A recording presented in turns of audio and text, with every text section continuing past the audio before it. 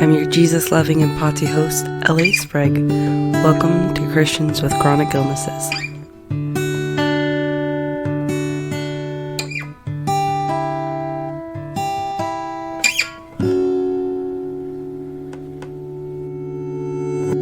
Welcome, Uncle Keith and my uncle, Keith Sciarillo.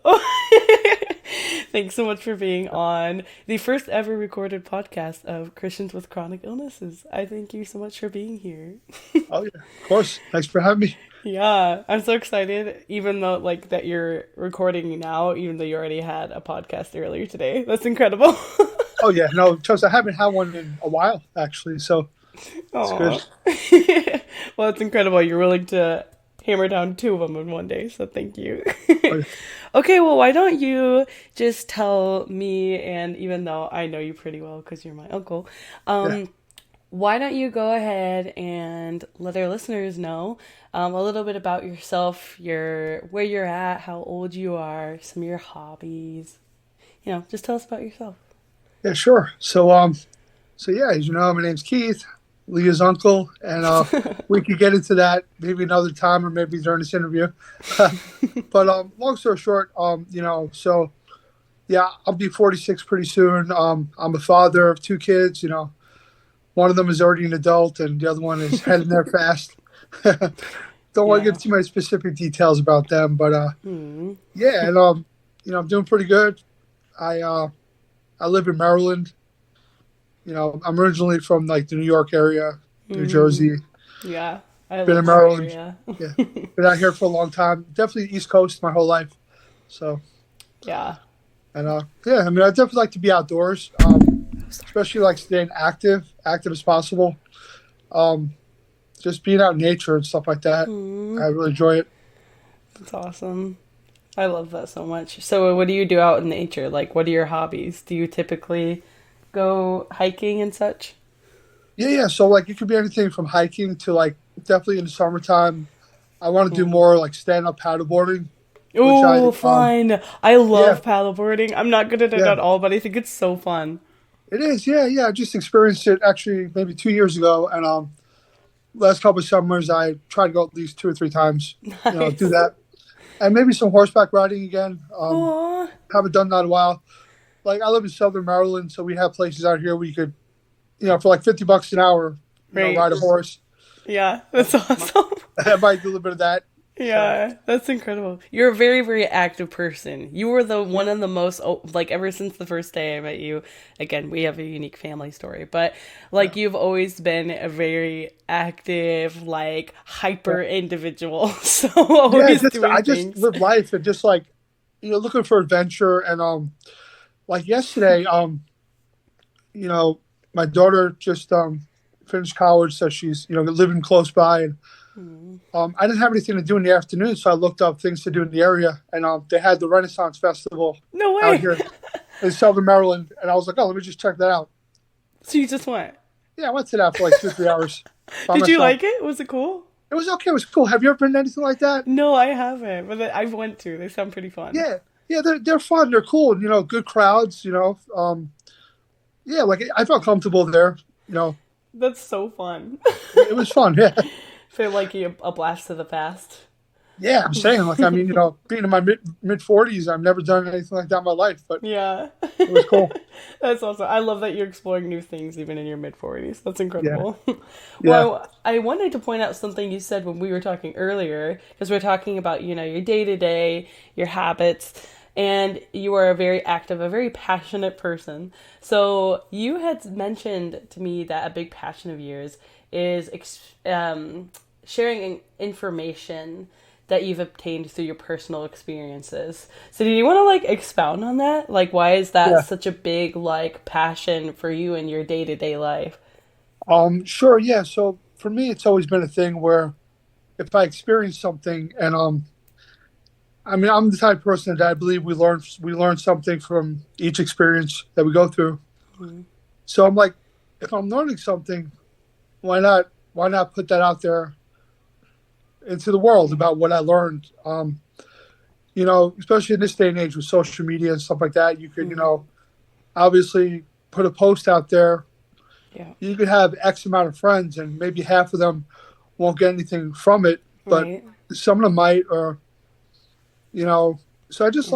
like I guess I like that part of humanity where we're able to go through things and communicate about it, and Yeah. hopefully Mm. somebody gets something from it. I don't like to really. I mean, I guess you could use the word help, right? Maybe it helps somebody, Yeah. but Yeah. it's like sort of like the old saying about you could teach somebody to fish. You could give Mm. somebody a fish. You teach them how to fish. Yeah. So you could share all you want, but it's always going to be up to the individual to Yeah. take it to their own life experiences Yep. and make use of whatever. Yeah, you can't make anyone grow, but you can share from your experiences and maybe help someone grow. Yeah. Yeah. Oh, that's incredible. So part of that, I imagine, has to do also with your faith. Because when we've talked, you often bring up like God and how He has a purpose. So I was wondering, could you tell me a little bit about like your personal testimony, as much as you're willing and comfortable to share? Just maybe a brief summary of how you came to believe in God or like what He means to you. Yeah. Definitely. So as a kid, my parents divorced when I was probably about 4.5, 5, Mm. and my father, he wasn't around most of my life. I didn't see him. They divorced, and then I didn't see him until I was like 21. You know, but throughout those years, even when I was real little, I remember being like 6, 7 years old. It's weird, like like the street lights. I would look at a street light and I would squint my eyes and I would see like the lights shining in all different directions. Yeah. And I was like, I don't know, like seriously, it's like crazy. Even as a little boy, I was like that one light, the one light that was focusing up. Mm. I was like, yeah, because what I'm experiencing here in the world, it can't be, like what there is. Mm. I just knew that over the years. Wow. I was like, there has to be something else more better out there. Oh. Uh, no, and then going through life, and then all the different experiences from people trying to bully me and this and that. My personality, so imagine someone Yeah. trying to bully someone like me, right? Yeah. I'm just Yeah. like, They're not gonna get okay, through. okay, Yeah. okay, Yeah. like what's okay, cool. Like, I don't, Yeah. I don't pay any mind to it, and different things like that would happen over the years. But then a lot of those people would like become friends of mine because I remember this one kid was like making some kind of jokes to me about something. I was like, okay, cool. Like, he's like, oh man, he's like, you're awesome. Like, then we became friends. Oh, Like, you know yeah. what I'm saying? Like, Yeah. so it's kind of like, some people have hardened hearts, and Mm-hmm. we don't always have to meet them with that same type of energy, Mm. Yeah. you know, Yeah. because people are hurting. We Yeah. know, we know it. It's like I've been thinking about this scripture lately actually, and it's Jesus talking about like, okay, like if you love people who love you, like so what? Like it's easy to love someone who loves you. But if you love someone who hates you, like that's, basically true love. So it just reminds me of what you're saying, where it's like, you know Yeah, what? Like, yeah, it takes a lot more, I don't know, faith, a lot more strength, and a lot more like the Holy Spirit working in you to like not for you to not just give life back what it gives you. So it's really incredible that to see that you've done that over and over again. yeah. And especially with knowing some of your past history. And before I delve in, because more recently you've been diagnosed with a chronic illness, and I would love to talk about that. Is there any more that you would want to share about your history with your testimony? Um, yeah. I mean, I guess I'll get just a little bit more into it, and Yeah. but like kind of going back a little bit to what you were saying about the hatred, and then showing love to people. I always feel like in order for us to feel hate towards somebody, it has to come from somewhere. So it's like hate from within. Mm. So like I feel like anybody that has hatred towards others um, has a dislike for themselves. Ooh, ooh. That's a I know quote. that's like Yeah. that's rough to say, right? It's like Yeah. Yeah, that's It's like good. you got to work on yourself, to get rid of that. Um, but even like some of the stuff I've been through over the years, how yeah, I'm adopted. I didn't discover that till I was 33 years old. Yep. And I dealt with that. I dealt with things with my family, and then connected with a lot of biological family, Mm-hmm. and Yeah. all too well Yeah. some of the parts of that. Yeah. And yeah, at the end of the day, I always feel like we got to be ourselves and let people be themselves, and Mhm.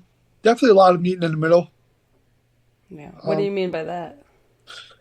so like a lot of a lot of friendships, relationships, family dynamics that I've had. I've always realized like it's not fair to expect somebody to put in a lot of most of the effort. Hmm. Um, because like I know there have been times where I put in effort in certain circumstances, and I felt a little bit disheartened.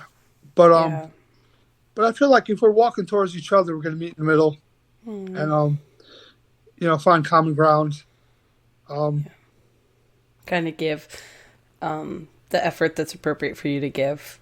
yeah, And yeah, it's yeah. been helpful. It's been very helpful for me because yeah, it's different things that people need. Yeah. So Yeah. Well, I think that's really cool that even from like a young age, like, okay, I'm curious what you mean more about like the traffic light like analogy that you were talking about. Like you said that you'd see like all the lights kind of going different directions.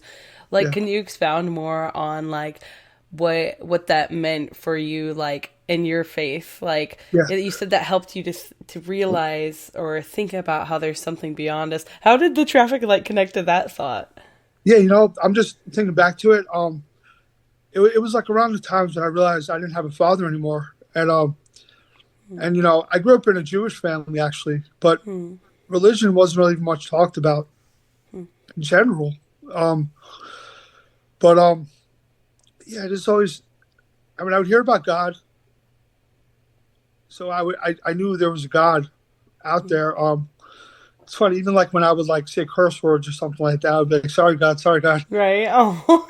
Like when I was little, I was like 9, 10, Yeah. like this little kid. Um, but Mm, yeah, it wasn't even really about religion because I obviously didn't really have much connection to an actual religion, mm, mm-hmm, but just having faith in something like something beyond here, mm-hmm. you know. Yeah. Yeah. Well, I'm sure that's helped you get through a lot. It seemed to have. So it's incredible. Okay, so I'm curious. Okay, I know that recently. When did you start having physical issues recently? Because Yeah. you were diagnosed with a chronic illness in the last couple months. So would you be comfortable telling us more about that experience? Oh yeah, sure. So yeah, so the way it came about recently is I was having itching all over, Mm, and that lasted for a few months actually until I finally went to a dermatologist. And when I walked into the dermatologist's office and the doctor came in, like she looked at me, she said, "Do you have liver issues?" I said, "No," because I was having itching without any marks or anything. right. I was like, "I don't think I have liver issues." She's like, "Your eyes are yellow and your skin is yellow." I was like, "Oh, I didn't know that. What? Yeah. I didn't realize it." And like and then I right away they sent me for some blood work, and they saw that these levels were elevated, like especially the bilirubin. Bilirubin is like the stuff that goes through the liver.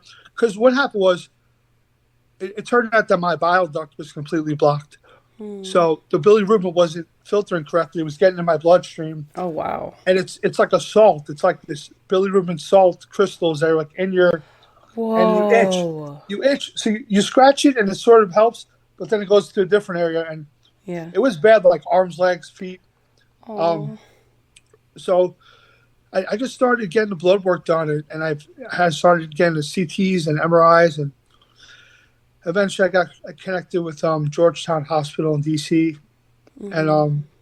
you know, after a little while, we had my first procedure, which was ERCP, where they go into the bile duct and they put a stent in, at the same time doing a biopsy, because they thought it was cancer at first. That's Oh really my what they were. goodness. That's what they were Did you telling me. know that? Oh my gosh. So they were telling you they thought it was cancer. Yeah, they were telling me right away. Like, we think it's this cholangiocarcinoma cancer, How was which is that? bile duct cancer, and that's like very aggressive. Oh my And gosh. So were you scared? not really, Really? because I was like,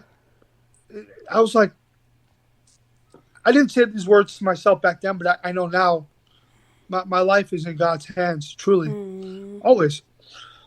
You know, even with the kids, um, and my girlfriend at the time and my ex-wife, and they were all part of the being supportive, and they would tell me that they notice how much at peace I've always been, and it helped them too.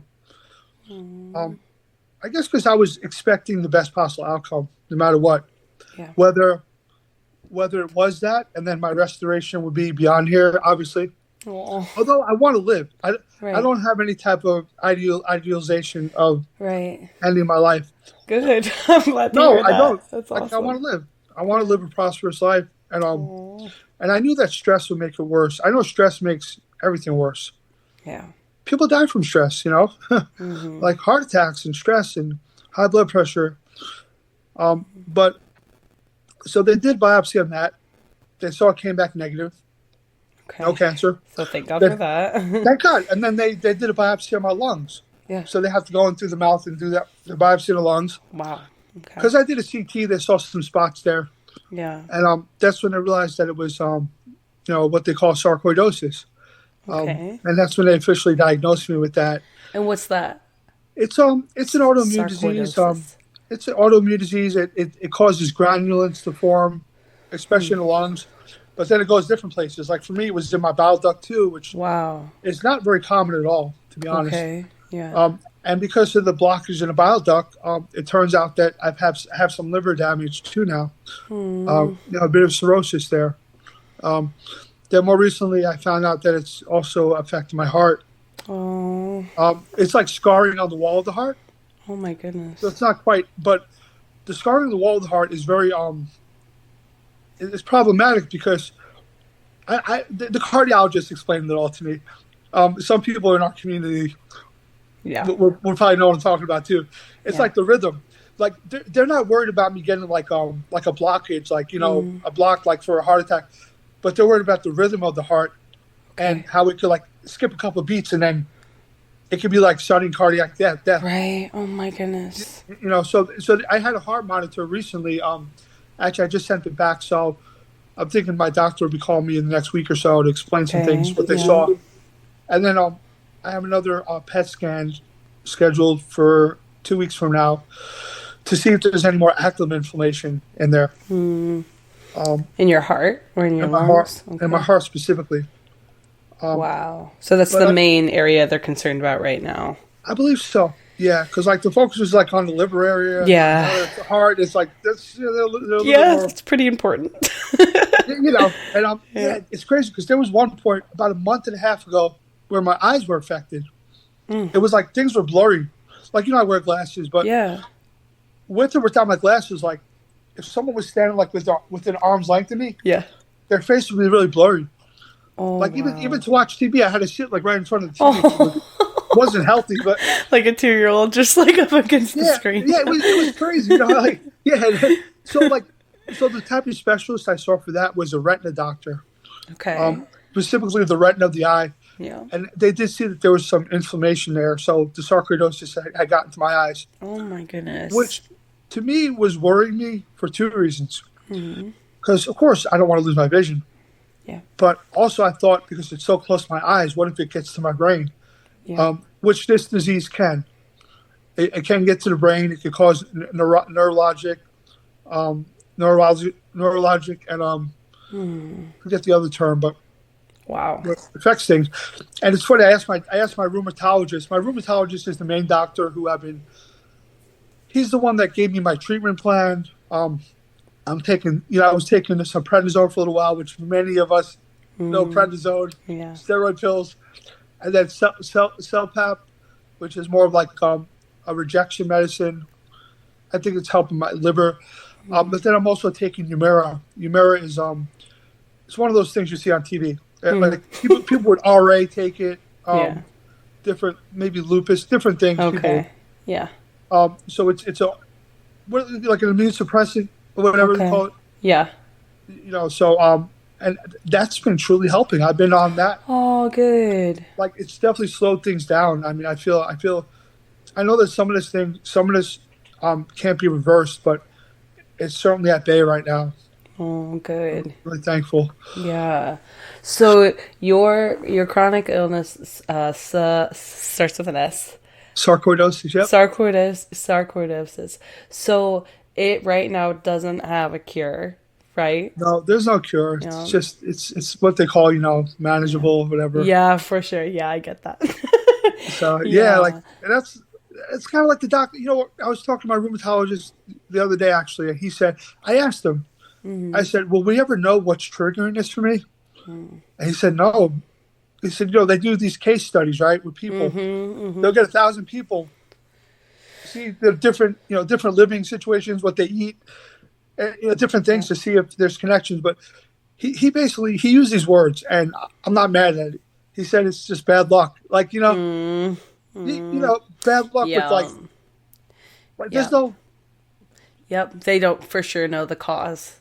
Yeah. exactly. That's So so frustrating. Oh my yeah, goodness. there's a genetic Yeah. component, maybe there's a environmental component. Yeah. So, And did you have like any sort of symptoms before? oh, I'll tell you this, yeah. Yeah. So about 7 years ago, I had these bumps on my ankles, my legs, behind my knees, and I could Mm-hmm. hardly walk. And What? I went to a rheumatologist because I guess someone was telling me to like see a rheumatologist. So a rheumatologist, right? So Mm-hmm. they diagnosed me with this thing called erythema nodosum, which they said at the time that they didn't know what caused it, and they gave me a steroid pill, a steroid cream, and it went away in 2 weeks. Well, Okay. when I was talking to all my doctors recently about sarcoidosis, I started telling them about the erythema nodosum I had 7 years ago. And I didn't know if it was going to be important or not. They said, Yeah. yeah, that's directly affected. That's directly connected to your sarcoidosis. Like that Mm. was basically a flare up of this, Wow. Oh my but that goodness. was like the only Seven flare up years I had. ago.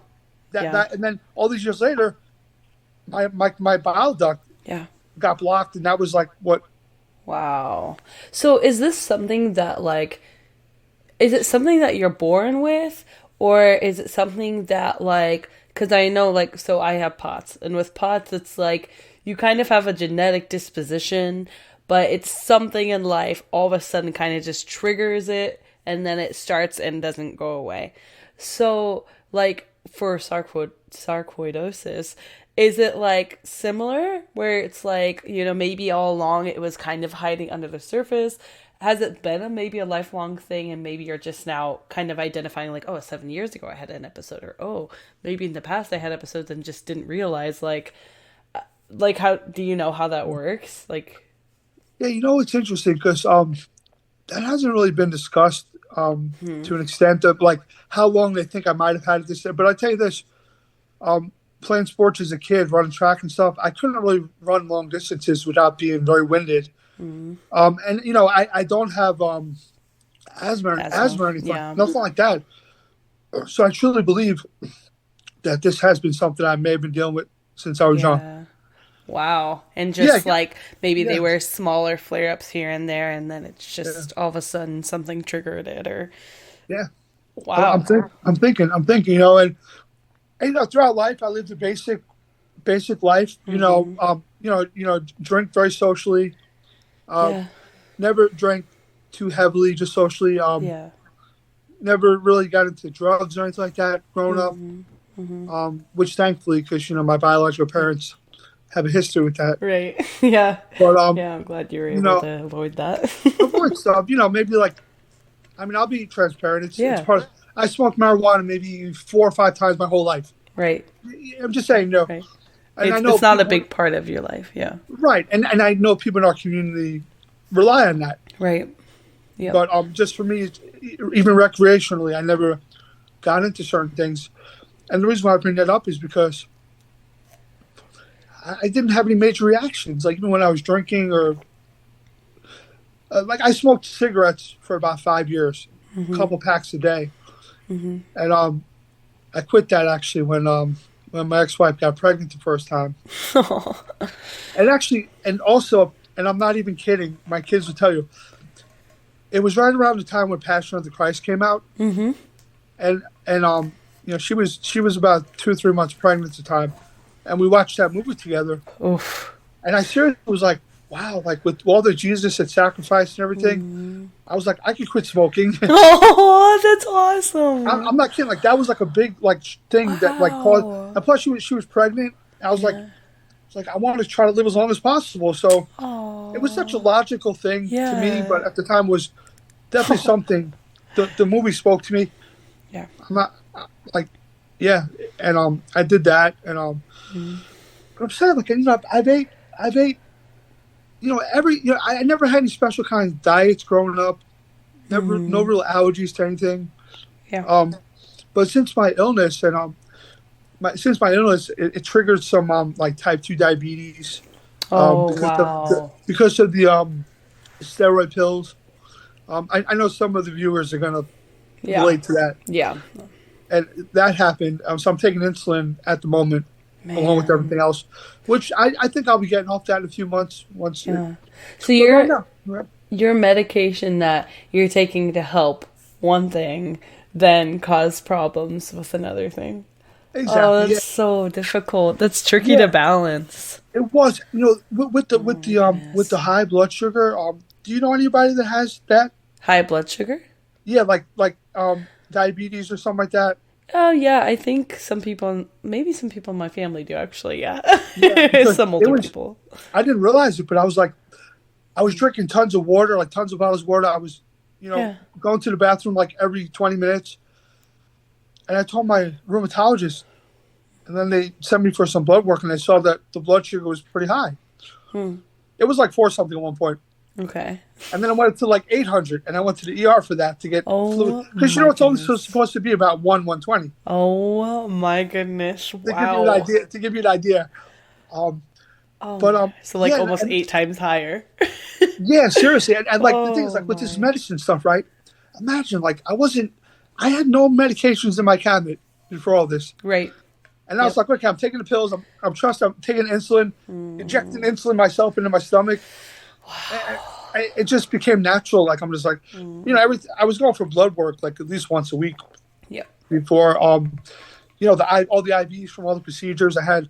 I guess I was under anesthesia about 4 or 5 times in the past Yeah, the past couple months, right? past few months. Yeah, just from like different biopsies, and then also Oh a liver wow. liver biopsy. Which actually I was awake for that. Oh my goodness. How was that Yeah, experience? yeah, liver biopsy. It's interesting. They give you the actually a dose of like the medical fentanyl and Okay. something else, Yeah. and then you're wide awake. It was crazy in my case because Oh. I was wide awake and they're doing the thing. I just see them put the needle right, and like I was like, you can imagine me, right? I said this isn't that bad, and then the doctor said, please do not talk. Like I was like, this isn't that bad. And actually, what's funny too, the nurse after it was all over, she Yeah. was like, you were really fighting my medicine. She's like, you were fighting that stuff. And in my mind, I was actually thinking like possibly, but I mean, my biological parents at one point had Right. drug issues, so Yeah. maybe I am a little bit resistant to certain Right. things. Yeah, maybe. Like I mean, like obviously when they do a procedure and they have to put me under anesthesia and knock me out, I'm Yeah. out cold. But I would imagine like the nurse is probably there like with an extra little bit. You know what I'm saying? Yeah. Like probably because they're probably like, oh, he's starting to wake up. I don't know. I could just only imagine that I need more than some people. Yeah, maybe. Maybe. That's so crazy. Okay, so that's exciting. You were awake for your liver procedure. That's Yeah. crazy. No, what's crazy about that is the fact that I've been trusting the process the whole time. Like Hmm. I never once questioned like what is going on here. I'm just like, this is all new to me. I need to trust the process. As long as I'm getting better, which I have been, I'm like, okay, I'm going to take the medicines. I'm going to go to the hospital, do the visits. Um, more recently, I mean, obviously eating better, trying to eat healthier. Of course, there's always these people that have these opinions about these different herbs and teas and all this other stuff. And they'll be sure to tell you. Yeah, I like Yeah. this one lady told me about this African tea that's supposed to bring down inflammation and blood sugar. Right. I tried that a couple of days. I mean, it's like Aw, yeah. I'm being open to that, but Yeah, of course. you know, Yeah, it can just be hard. I don't know if this is hard for you, but I know sometimes it can be difficult when everybody kind of gives their opinion on like what's going to help you in your body and your situation, and it's just like it can be overwhelming, having yeah, doctors tell you one thing and then, people who are anti-medicine telling you another thing, and it can be a big complicated mess sometimes. So, it's like nice like when people, like maybe that you're close with want to help you, or like if they ask permission to, but it can be overwhelming when it's like everybody's telling you what to do with your body and like what you should have, in your body. And it's like, bro, like yeah, I'm yeah, just trying to exactly. get through day to day. Like I'm Yeah, just trying exactly. to No, see like what I mean, works. yeah, no, because like I'm pretty open on social media, so I posted about my hmm story on social media, my diagnosis, illness, and like like a couple people would email me. They would message me like, oh, I heard there's some stem cell research going on in Europe, and you should try it. Wow. I'm like, I'm like, I don't have like $20,000 to even like Right. try to do a month long Yeah. round trip to Europe. But what are you talking about? Aw. Sounds like an But adventure, but not very yeah, I mean, doable. if I had the money, I probably would just for the adventure part. And Right. I would see the doctor and talk to them, but I wouldn't like go on the knife with them, right? No, you know what I'm saying? Right. Uh, Yes. so Definitely. there's a lot of that. Yeah, it can definitely be complicated, but I mean, you're a trooper, so I'm sure when people are like recommending these things to you, you're like, okay, yeah, like I'll give it a try. No, yeah, well, it's funny because I'm like, okay, thanks for the info. Like, Right, right. like that's kind of like how I have to approach it a lot of times. Yeah. Well, what have you found that like does help you? Yeah. Because, you have all these opinions. So I know this is all new to you. When did this start? Like January? Yeah, I would say like probably like around maybe right after Christmas, Yeah. actually. Yeah. Yeah, it's when it really like when I first saw the dermatologist and started getting blood work done and everything. Yeah. So since then, well, okay, well, I have a few questions. First of all, on a day-to-day basis, what do your flare-ups feel like?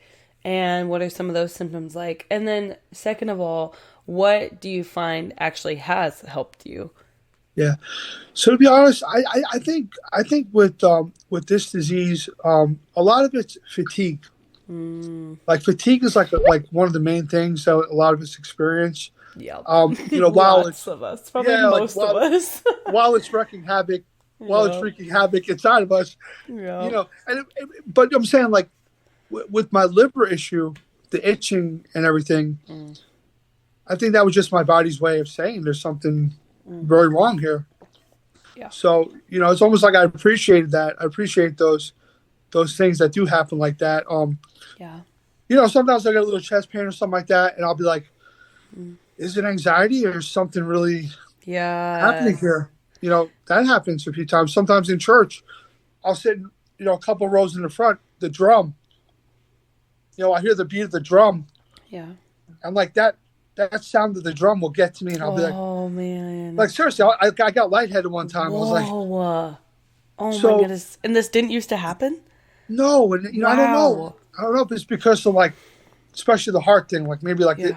like they're saying like they're worried about the rhythm of the heart and Right. maybe the different things. Oh, yeah. That's So unfortunate that even like the pounding of the drum messes with that.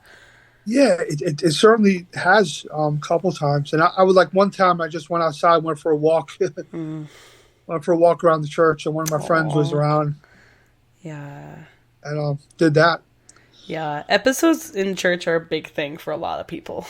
Oh yeah, Yeah. yeah, I kind of wish churches had like a back section. You know how they often will have like rooms for like moms who are nursing and stuff, or like yeah, I kind of wish they either had like two like section off back rows that were like for the chronically ill or like for the Yeah. disabled or something, because that Yeah. would be so nicely easier for you, like, maybe it's further away from the speakers so your heart Yeah. isn't affected, or for me, like, I can lay down during service and not have to worry about people looking at me, you know what I Oh, mean? Like, that would be i, awesome. No, I definitely. know we should, guys, listen, we should all try to get this in motion. That'd be awesome. Oh, it would be amazing. It would be so needed. I mean, you would Yeah. only need a few row, like a row of Yeah. it. Eh, You don't think about it, right? How they, like there's always a big necessity for things. Um, and I know people in our community, wheelchair ramps, Mm-hmm. right? Right. Yeah. Which are these days in many places, which they should be. Yeah. Absolutely. Even though not everybody needs them, but the people that do need them, Yeah. It's it's very great important. to have them there. Yeah. Yeah, Yeah. and like imagine like those apartment buildings that don't have elevators sometimes. Mm-hmm. And it's like accessibility, right? It's so important. Yeah, it really is. It absolutely is. So now that we have talked about, how to solve our church situation, so often it's like when you're having an episode, it's like your heart feels what? Does it pound hard? Like you're having palpitations, or does it Actually, this?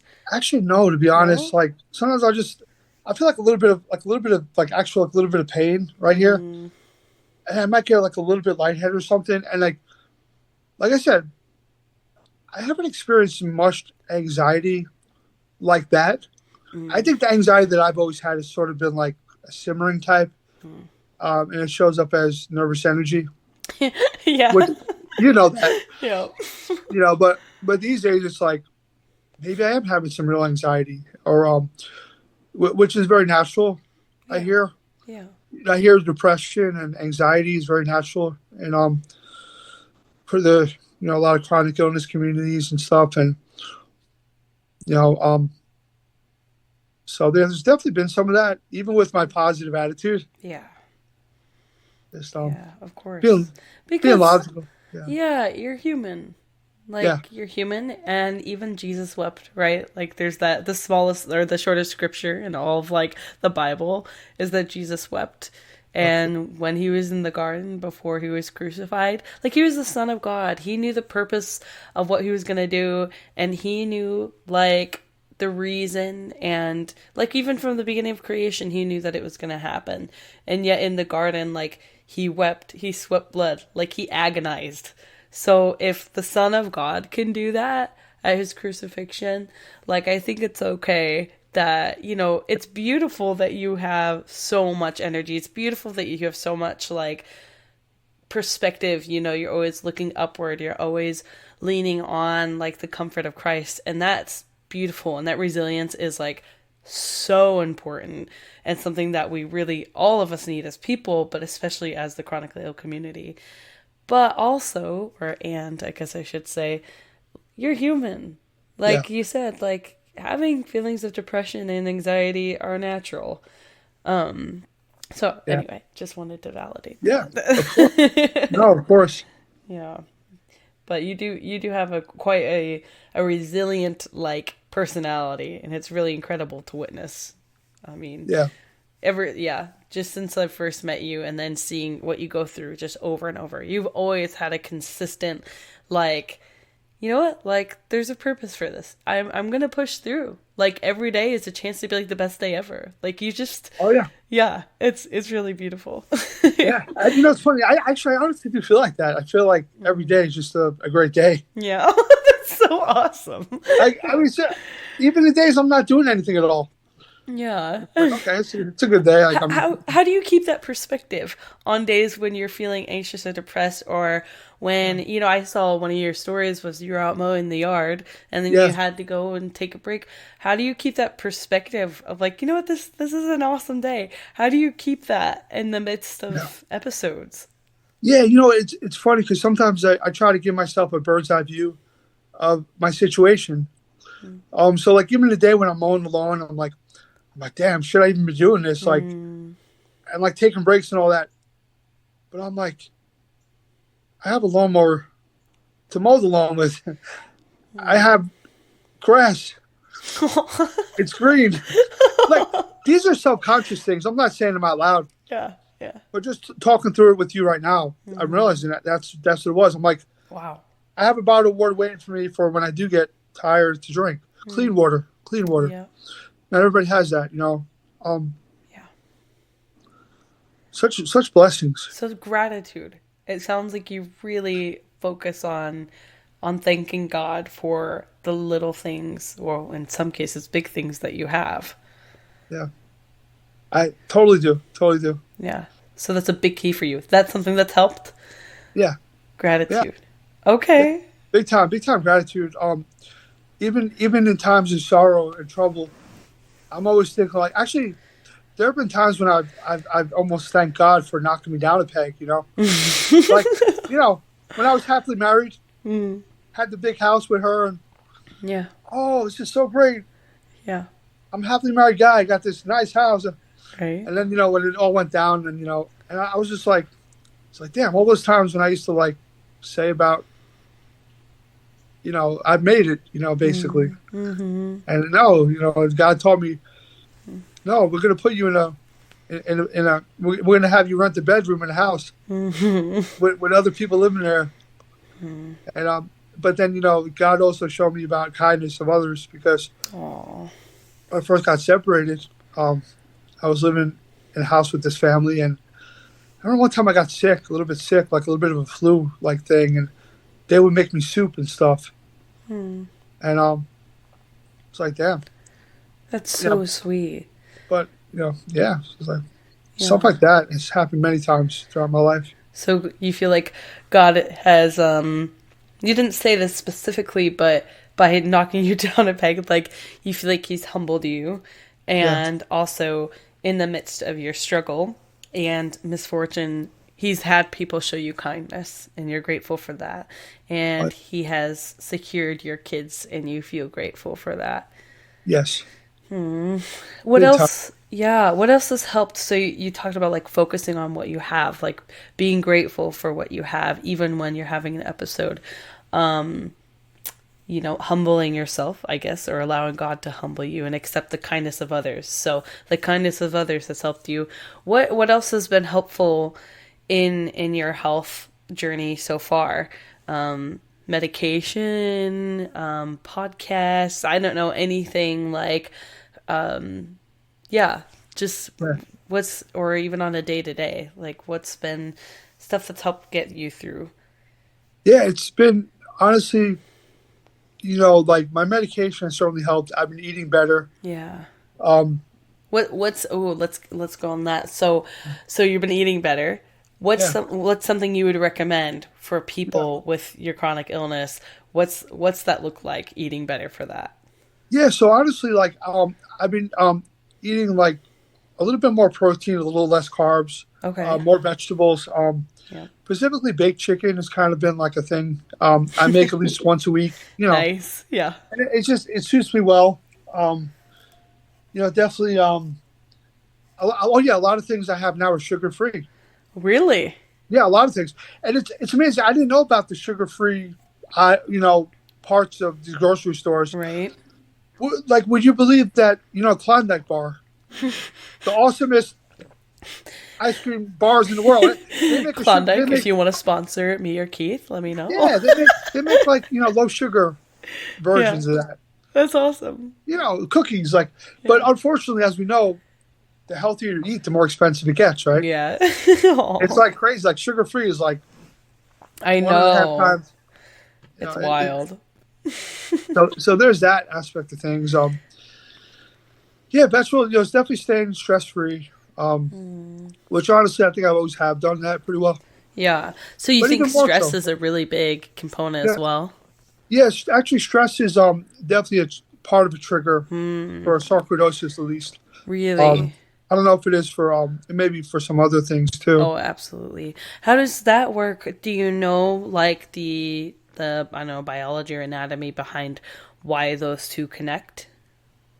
No, not really. Okay. I don't doubt it at all. Stress is a huge trigger for lots of chronic illnesses.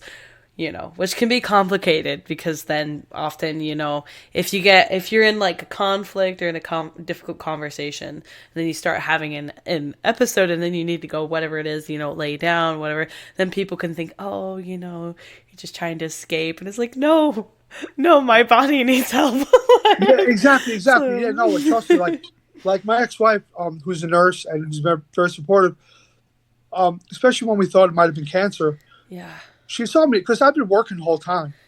Yeah. I mean, very fortunately, I still have my job. Mm-hmm. They've been understanding when I haven't been able to do as much as I want to. That's so important. It's I'm huge. so glad. It's huge. I'm working from home until August right now. Yeah. But I used to have to go into the city a couple of days a week, which is about an hour and a half commute each way. Yeah. Yeah, the gratitude I have is so huge. Like, I'm going to have good health insurance. Mm-hmm. But even though, as we know, even with good health insurance, it's like things do add up and stuff. Yeah. I get these bills and stuff where, like, every time you have a procedure, you always need somebody to at least drive you home. Mm-hmm. So a couple of times I took an Uber a couple of times to the hospital, but I would have somebody able to drive me home. Aww. And, my hospital that I go to is about an hour and 20 minutes away. Wow. Goodness. So, at Georgetown. But more recently, I connected with the Cleveland Clinic. And, yeah, lots of chronically ill people are very familiar with the Cleveland Clinic. I was going to say, right, they have a whole sarcoidosis center. Oh, no, that's awesome. So, I was like, I definitely want to connect with them. And, so I guess I'm waiting for them to call me in the next couple of days to schedule a visit out there. Oh, awesome. The first one would be in person, and then, as you know, if I need testing, I can do that locally. Right. That's great. Like follow-up testing. But happy to do that. And, that's part of the adventure of life that I live. It's like, I've never been to Cleveland, Ohio. Why not? Right. But, of course, I know it's a benefit. It's going to help me big time, too. Yeah. Yeah. Well, maybe when you're in the Midwest, you can visit some family. Yeah. Oh, yeah. Some family in Indiana. And then I got friends in Cleveland, actually. Oh, sweet. There you go. So, hey, there's an upside. It's not great that you have a chronic illness, and it's not always awesome that you have to go to the doctor, but maybe this time, your doctor visit can push you to see those friends. So, yeah, I guess there's a positive. Exactly. Definitely always looking at that side of things. Yeah. So, on a day-to-day, it's when you have an episode, it often feels like pain in your chest. Any other bigger symptoms? I know that at one point you said it can reach different parts of your body. So at one point you had problems seeing. You're nervous about it getting to your brain. Any other? You got itchiness. Does it just depend where it's going in your body? Yeah, I believe so. Wow. I believe so. The flare-ups itself are basically, I think a lot of it's happening internally. And it's like when the damage is caused, that's when the different organs or whatever will start reacting to it. Yeah. So it's like a silent, very silent. Like people go years without knowing they have it. Right. As we may have figured out, I may have for a very long time. Yeah, at least 7 years. Yeah, at least. Yeah, it may have went dormant before that. So it's just especially with the lungs, where it kind of originates from. Yeah. It's like anybody that's diagnosed with sarcoidosis, it definitely started in the lungs. So, all the shortness of breath I've had when running over the years. And this cough, I've always had this chronic cough. Yeah. For breath. And, my ENT doctor told me it was allergies years ago. Yeah. Like dust allergy. Right. Which is such an easy thing to say. It's such an easy thing. Yeah. Easy thing to believe too. Yeah. And I mean, he believed it, I'm sure too. Yeah, I'm sure it wasn't malicious. Yeah, but definitely there was something more going on. And yeah. As you found out. Yeah. Oh man. Wow. Yeah. That's crazy. It's I'm just my life is in God's hands. Yeah. As always. So with this recent diagnosis, I just have so many questions. Okay, so first, I guess, Was the diagnosis process a simple one? Like, was it, I know that earlier, it was dismissed as just like dust allergies or like, things like that. Recently, when, you went to your doctors and stuff, was that an easy process or did it take a long time? Because you said that you started really experiencing things right after Christmas of 2024. Yeah. So then, and it's now, 2025, and you have that diagnosis. So how was that process? How did they test you for that?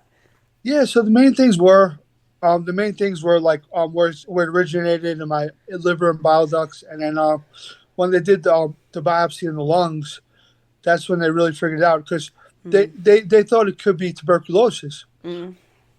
at that point because there was Yep. spots in my lungs, but I was like, nah, I haven't really been in foreign countries. I know I didn't have that. Right. That was negative. Um, by the way, they do a full workup. Especially I guess maybe because the liver was involved. They tested everything, HIV, everything, all these, STDs, and thankfully, Wow. those were all negative, Yeah. and they just ruled out a lot of stuff. Yeah. Um, you know, they thought it was the cancer because the bile duct was blocked. They thought it was a blockage there. Um, but yeah, I basically had a definitive diagnosis within about 3 months from when it first started, which Wow. I know I'm very fortunate in that aspect because Yeah. sometimes I know it takes many years to. Yeah, right. Yeah. Yeah, Yeah, I'm really glad that it was quicker for you. But even still like 3 months, of I possibly have cancer, a serious yeah, cancer. Like, yeah. I mean, they're all serious, but one that's often more difficult or complicated. That's like a lot to loom over your head, for a little while. Yeah, So, no, like family was visiting me. Like some of my mm, siblings, you mm, know, like one from New Jersey, New York, Pennsylvania, one yeah. from Florida. Like they all visited me. Oh, just in case. Yeah, and like my Oh, biological father, he visited yeah. me, and I know I'm not really saying names. You Right, know for a lot of sure. the people, Yeah. but but yeah, like people visited me because we thought Mm, that yeah. things were going down. And, the kids, we had Mm. conversations with my kids, and we told them everything since the beginning. Wow. And you had lost a lot of weight at one point, Yeah, right? I did. Like I lost a total of probably about 43 pounds. And Um, why was that? because of I guess because of what was going on internally, especially with the bile duct being blocked, and it's like I just didn't really have much of an appetite. Um, Yeah. yeah, I wasn't in much pain, thankfully. I don't know if you know, but apparently the liver, right, like the nerve endings are not. You know what I'm saying? Like Mm. that's why some of these people have liver cancer Mm. and they don't know it for a while. Wow. Because the nerve endings are not. You know what I'm saying? Yeah. I mean, you can have pain in the liver area, but it's not like something that like you know what I'm saying. Like Yeah. It's not as sensitive or severe or immediate or okay. yeah, so Yeah. kind of scary. And you know, yeah, like Mm. I certainly learned a little bit about the anatomy from just going through the stuff. Like I Yeah. didn't know like the liver and all that stuff. I didn't know it was all up here. Right? Right, right. Yeah, Yeah. a lot of people think it was like in the stomach or something because Yeah. it just seems like it would be. You start to care a lot more when it's in your own body. You're like, "Oh." Yeah, Like yeah. It's like basically yeah, very important stuff yeah. on the right side and the left Yeah. side. Yeah, Like with the absolutely. rib cage and yeah, it's like Yeah. Well, have you heard of like all the recent studies and stuff on the vagus nerve? a little bit of it. Okay. Well, earlier we kind of talked about like, how stress can be a trigger for you. And I don't know, I'm no scientist or biologist or anything, or a doctor, but there's like we have something called a vagus nerve and it connects like your brain and your heart and like so much of your body is Yeah, regulated by the vagus nerve and so it makes sense why when people feel heartbreak like emotional they just went through a breakup or something their heart literally hurts. It's because their vagus nerve is literally connected from their brain to their heart. Like yeah. God made it to where our bodies, our spirit, our soul, like our mind, all of those things are interconnected. Like we were made as his image and so we're complex. Like we are, and so anyway, I just, I wonder if that would be something helpful for you to look into with, Yeah, no, because regulating like stress and yeah, there's a vagus nerve exercise that people do. yeah. I don't know exactly what it is, but I'm probably not even doing it. It has something to do with like I don't know even what side it's on, but something to do with like tilting your head. Yeah. It's like almost like a stretching. Huh. Okay. Yeah, You could, I hear there's a lot of them. yeah, Yeah. you can look Like it up. putting cold stuff on your wrist or like rubbing your like ear back here. Stuff like that I've heard of. Yeah, But yeah. yeah. And it's funny because like I've had a few reflexology foot massages over the months too, and that's helped me a little bit. Wow. Because I guess you may have heard like how the foot, the feet connect to Huh. a lot of things too. Yeah. Um, That's really yeah, cool. Yeah, I have a close friend with POTS and she did a lot of like detoxing through her feet and stuff. yeah, So that's really interesting. That's good to hear that that's helped you too. That's so intriguing. yeah. Um, would you be comfortable, and if not, it's okay, would you be comfortable name dropping the medications that have helped you personally? Oh, sure, yeah, yeah. So Okay. I'm taking Humira, which has Mm, been amazing. And then CellPap. People will know just from hearing it. yeah, I'm It's sure they pretty will. common. It's pretty common. Like when it comes to like organ Yeah, health or whatever. Um, yeah. and I was on prednisone for a little while, but that didn't do me too well because that Oh, caused my blood sugar to raise my, up yeah. big time, and I heard that's Wow. pretty common with that. And you, Um, is that like a temporary thing or no? very temporary, yeah. Matter of Okay, fact, in my good. case, I was very fortunate. They gave me the dosage that they gave me. Mm, They started me at 40 milligrams. I did that for just like 2.5 weeks. mm-hmm. Then it went down to 20, then to 10, then to 5. And I literally have just like one more of those pills, a 5 milligram pill that I'll take Mm, tomorrow. And then that's it for that. dang. The prednisone, yeah, I'm very Yeah, thankful. I hear good. about people being on that for years Wow. at high doses. And Yeah. Wow. Well, I'm so, glad that's a short-term thing for you. That's really yeah, good. yeah, I also wanted to touch up on something you said earlier. You had said how like your life is in God's hands. yes. So since I guess maybe not development, but like the recent very prominent presence of your chronic illnesses, looking forward in your life, like I don't know if maybe if you're more present, you know, minded person, but looking forward in your life or even now, like does God's plan look different for you than you had imagined? Yeah, it's a good question. And I feel like it, I feel like it might. I feel like it might. Um, because when I thought it was more serious than it is, I was seriously thinking, I'm like, wow, am I even going to be able to see, Hmm. a grandkid one day, Hmm. and then when I got the different diagnosis and they told me it was manageable at least, which is proven to be correct. Hmm. I'm definitely able to see more, like down the road again, Yeah, good. maybe even more so than before. And but I do live day to day for sure. Hmm. And I guess I just look forward to the moments that I hope I'll see one day, or Aw. at least at least try to just keep Hmm. instilling the things in my kids Hmm. to where they'll my daughter just graduated college and she's on a good path, getting some good work experience, and my son may have an opportunity. He's only 15, but he may have an opportunity to start working on cars pretty soon Aw. with a family friend. Just like his cousin. Yeah, just like his cousin, exactly. And I know it Aw. could be pretty good thing for a teenager to do and make a few bucks. Right. So Aw. that'd be nice. And yeah, but that's what it's always been Hmm. about with the kids though. Ever since they were little, it's like Hmm. teach you how to walk. Go ahead. Yeah. Hmm. You're gonna bump into things, but you'll get back Yeah. up. How has it been as a parent with a chronic illness? Like, how was for your son and daughter? How was that process of, like, how did you, like, tell them what was happening? How did you comfort them with, I'm sure there were a lot of emotions that came with that. What did that look like for you and your family? Yeah, a lot of it had to do with just being very transparent about everything, Mm, but telling them what I expected. Like when I thought it was a serious cancer, I was like, okay, I'm just going to do what they say. I'm going to take chemo. Now, you know what I'm saying? I Wow. said I may have days where I'm just sitting on the couch and just be drinking water, eating ice, Yeah. but I'm gonna reserve the strength, get my strength back eventually. Um, and that was about 4.5 months ago. And if that would have been the case, I would have probably been in that situation right now. Mm. Um, Yeah.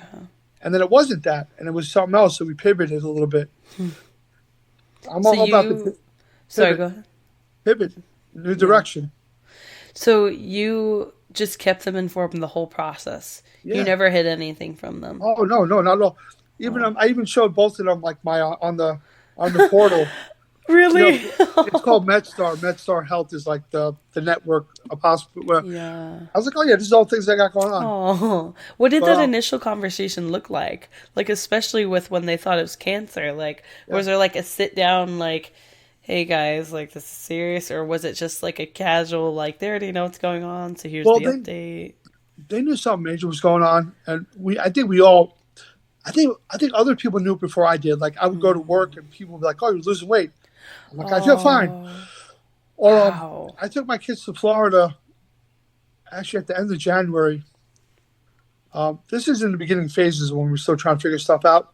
Yeah, And that's when I lost a lot of weight already. I was like yellow.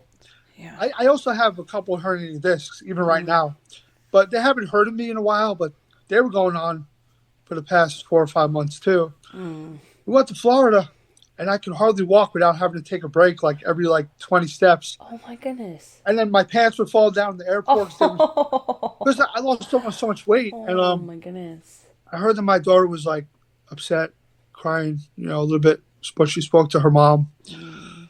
Then when we About got you. home, yeah. Mm. But then when we got home, it was like that's when I got the results of the first MRI, and they said, "Oh, there's a blockage there, and we think it's this." And then their mom actually spoke to each of them individually, Mm. and then I just just naturally we spoke about it very casually, Yeah. um, and yeah, even now it's like, oh, Yeah. I, What no. what advice would you give to parents with chronic illnesses in that process? Like what advice would, like let's say there's someone listening right now who has kids and like yeah, what's just like one piece of advice that you would Yeah. give them? Yeah, I mean, definitely, age appropriate. Yeah. Age appropriate in all situations, but yeah, some level of transparency Mm, is helpful because it benefits yeah. them too. Because having one that's 21 now, so now she knows when she goes for her checkups. Yeah, yeah, If she that's wants to true. mention it, she can. She could. You know, Yeah. um. So yeah, just like definitely being transparent and honest, and not. Mm, You got to feel how you feel. Like, I wouldn't say mask your feelings, yeah. but well, as a parent, I think we do keep our kids. It's natural to keep our kids in mind. We don't want them to Mm, worry. yeah. So Yeah, I'm sure that's really tricky to balance. Like, it is, yeah. like keeping in mind, like, okay, we don't want them like freaking out, like, oh my gosh, like daddy's gonna leave them. But then also, like, well, you don't, if something does happen, you don't want it to be utter shock. So, Yeah, yeah. It's like a personality thing. It's like an age appropriate thing, a personality thing. yeah. Like I mean, I'm just saying, like I've never been a hypochondriac. Yeah. To any extent. Well, I I would mean, say that's pretty obvious considering people are like, hey, you're losing weight. Hey, your skin is yellow. And you're like, oh, I'm fine. I would say, yeah, exactly, that's pretty apparent. Yeah. exactly. But I'm saying, like, I mean, but I ever since things started happening, I've been trusting the process, doing everything they say. Mm, I never, they put the blood work in, I get it done the next morning right away. yeah. But on top of things, Yeah. Good. Good. Well, I had a question regarding relying on others. So when we had spoken before, one thing that you had mentioned was like the complicated balance of relying on God, right? Just trusting him, but then also allowing yourself to rely on other people. What do you think, like, is the balance of those things? Or how do you, like you said, you have your emotions, like whether it's with your kids or just people in general. How do you allow yourself to like be vulnerable with others, but then in other situations, how do you allow yourself to have like that rational detachment of, you know what, like right now I just need to trust God with this, like it's, no one else needs to worry about this right now. Have you Yeah. found like what that balance looks like? Yeah. So, it's like, okay, so being a naturally open person, I share a lot, sometimes overshare. And naturally it's gonna bring attention from whoever. Yeah. And I take things in stride or take things with a grain of salt about if I share something, what they respond with. Or sometimes the lack of response is the answer right there too. Mm-hmm. I've had plenty of situations where I would tell somebody they would be very indifferent, which is Yikes. okay. Not Yeah. everybody's gonna care And or some have people just don't compassion. know how to react to, Yeah, that too. But but I tell you, when people showed up, they truly showed up, and Mm. I think a lot of people could have this feeling of like, am I really important? Mm. But like when things go down, like people will show up for you, Aw. family, strangers, and it's all from God. Mm. I mean, God, God, God made everything, so Yeah. I have to trust. Yeah. I have to trust So that then, it's all for the good. yeah, so then in a sense, relying on what he's given you is trusting him and relying on him. Yeah, That's a cool perspective. That's really yeah, neat. I've never heard that before. That's neat. very serious, very serious. I mean, look, we could say, okay, God is going to fill my belly, right? But Mm. God, grew the grapes or the food to do that, and Right. we have Right. to actually reach out and Yeah. Right. Yeah. unless we're not capable, someone has to feed us. But Yeah. you have to like have that process of it's Yeah. both. Yeah. That's really cool. So then, what does it look like? Maybe when people aren't there for you, or I don't know if you have that experience, or maybe in moments that you feel alone. Yeah, What does relying on God look like for you?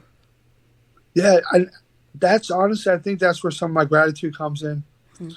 because there are times where like I do live alone basically, Yeah. and like sometimes my dishes would pile up, my laundry would pile up, Mm. and Yeah. and um, and then, a lot of times I would get myself,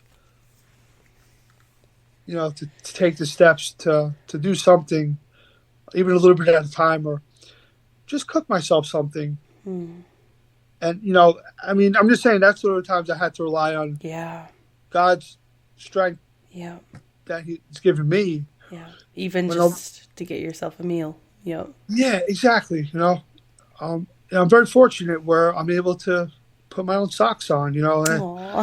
I Yeah. mean, I'm saying even like just with the herniated disc stuff and the pain I had felt during that. Yeah. Yeah.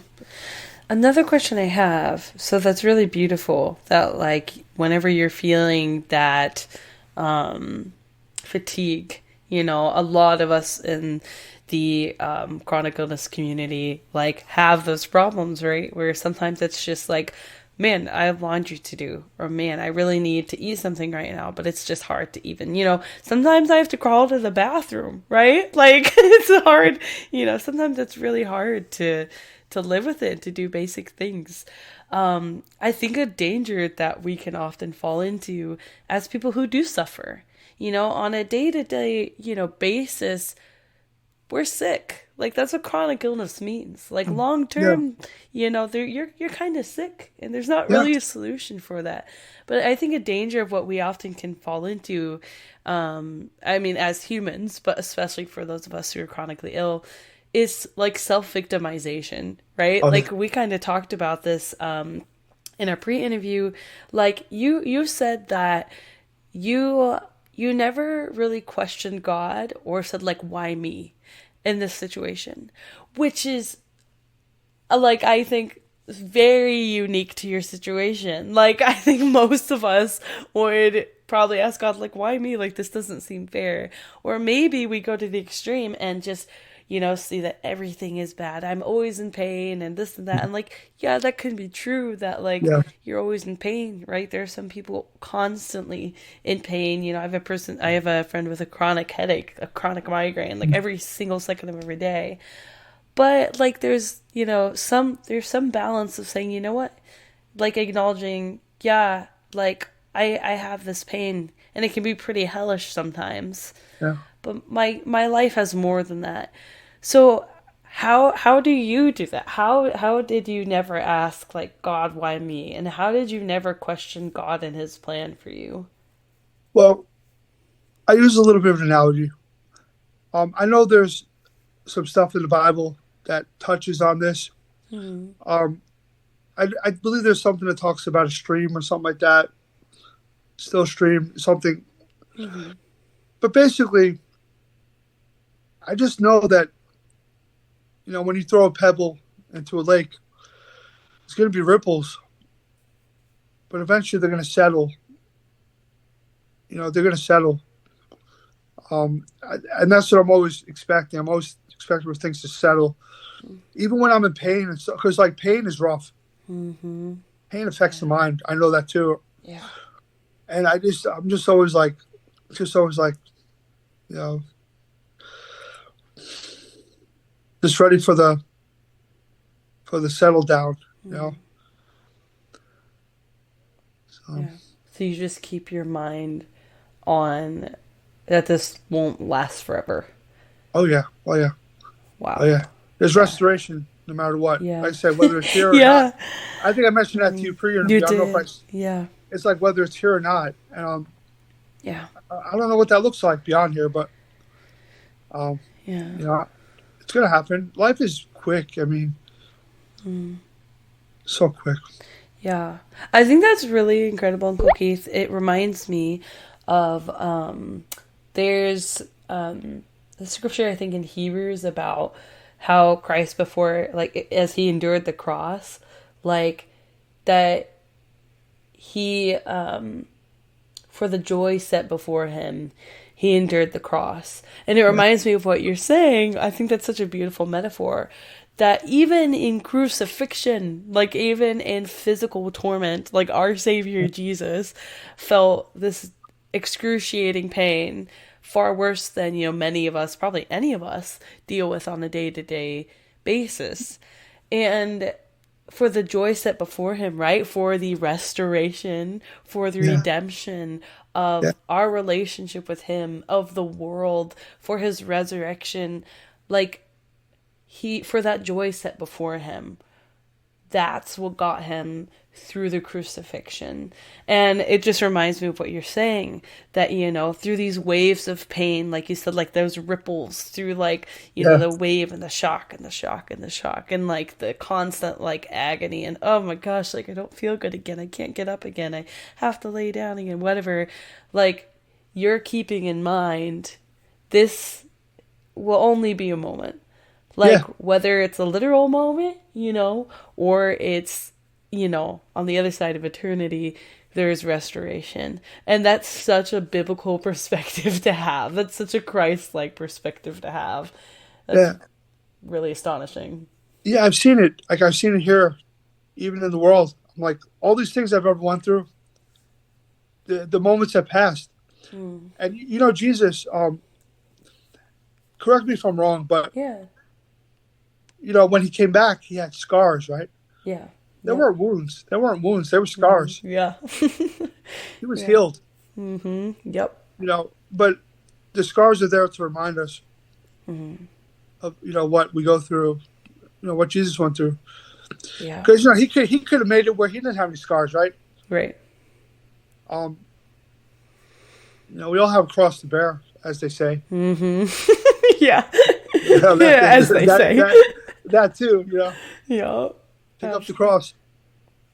Yeah, But absolutely. no, I just like I'm like, and the thing is, imagine this, right? Hmm. If I was having major pain, right, like right at this very moment, who knows if I would have been able to express this the way I am to you Yeah. right now. I know you even said like before we did the interview, like if it wasn't going to be a good time, you would understand. Yeah. But it's like I'm glad I'm feeling good enough. Yeah, me too. Besides just being a little bit tired, which it's getting late, but that's Yeah. irrelevant. But it's like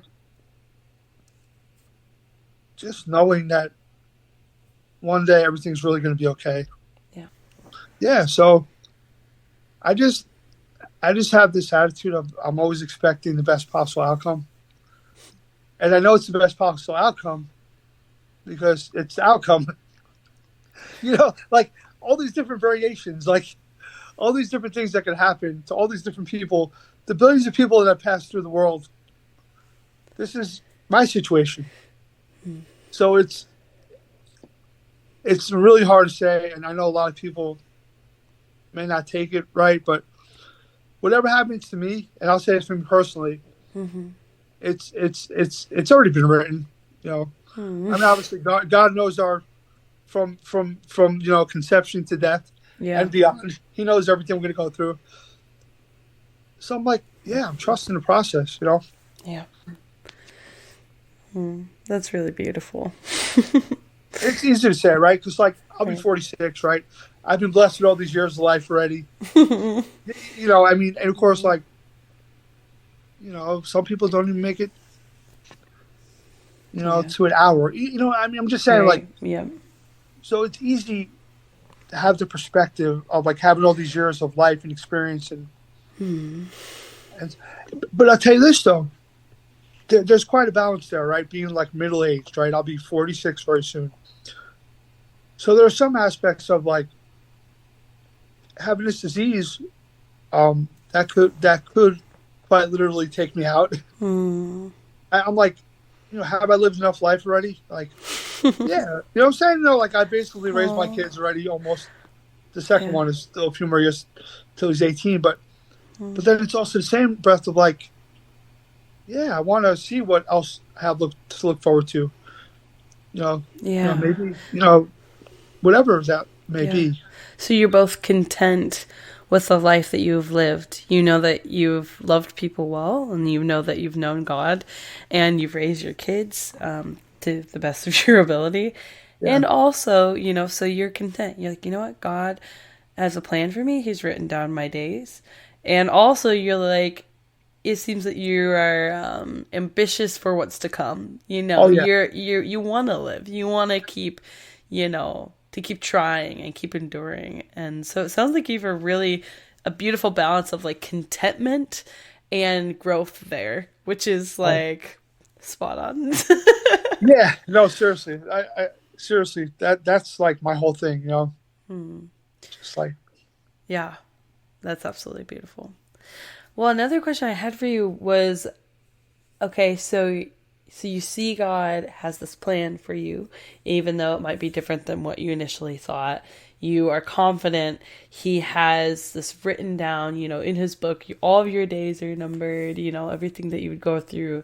And one thing that you had also mentioned to me before was, sharing that comfort that Christ has given you to others. So I'm wondering, with everything that's going on, how do you see God working through your illness? I know it's very new to you. You're getting more like integrated in the community.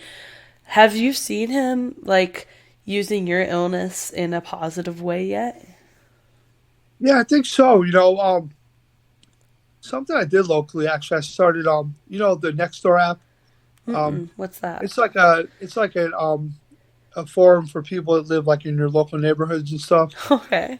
Yeah, so I joined that, and I just like put a little bit about how like I have a chronic illness and I want to start a local group for it. So I started a group. It's Aw. called Autoimmune and Chronic Illness Group. Dude, no And way.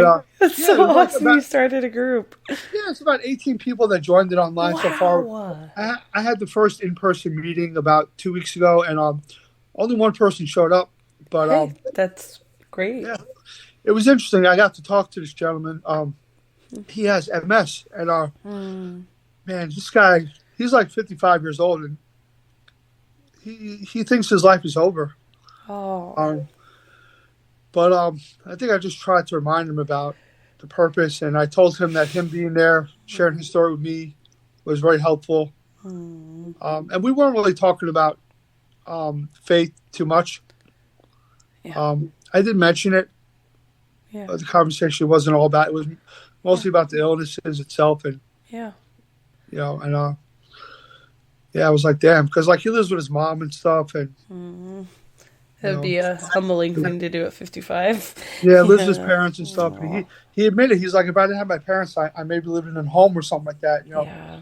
Yeah. And Man, so you've seen God working through your illness already, and that like you started a group, and you were able to encourage this man who feels like his life is over. I believe so. I believe a little bit of encouragement, and to let him know that he encouraged me too. Yeah. Because I kept talking about how I'm newly diagnosed. So that's what it's all about. It's like we all find stuff from within Yeah. to bring meaning to whatever we're going through, I believe. Yeah. Yeah, absolutely. Well, I think that's really incredible. And I have no doubt that God will continue to use you to bless other people. And I have no doubt that many people listening were encouraged by this podcast. So, yeah, keep pushing through. Like, I know that it's hard, especially when the fatigue hits and, maybe the capacity you used to have, you just keep going. I know you. You like are like we always like called you like the energy bunny. Like you were always like Oh yeah. on.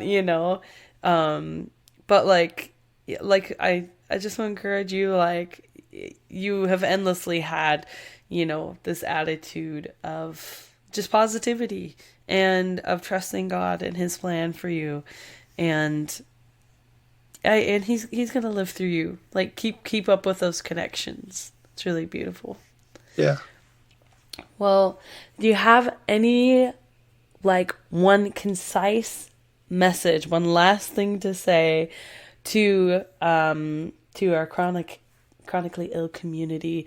Do you have one piece of advice or one word of encouragement that you would like to give them as a takeaway? It's hard to really think of anything specifically. Mm-hmm. Just that, like day by day, living day by day, has certainly been like my motto now, big time. Because I'm just like, yeah, literally day by day, moment by moment, just like, every time I go to sleep, I'm like, I want to wake up. Like, I'm just saying, you know what I'm saying? Yeah. That type of thing. And yeah, and it's okay. It's okay to feel what you feel. Yeah. Do what you do, Yeah, absolutely. Oh, well, thank you so much for letting me interview you for this podcast. I hope that you felt encouraged in your faith journey and your health.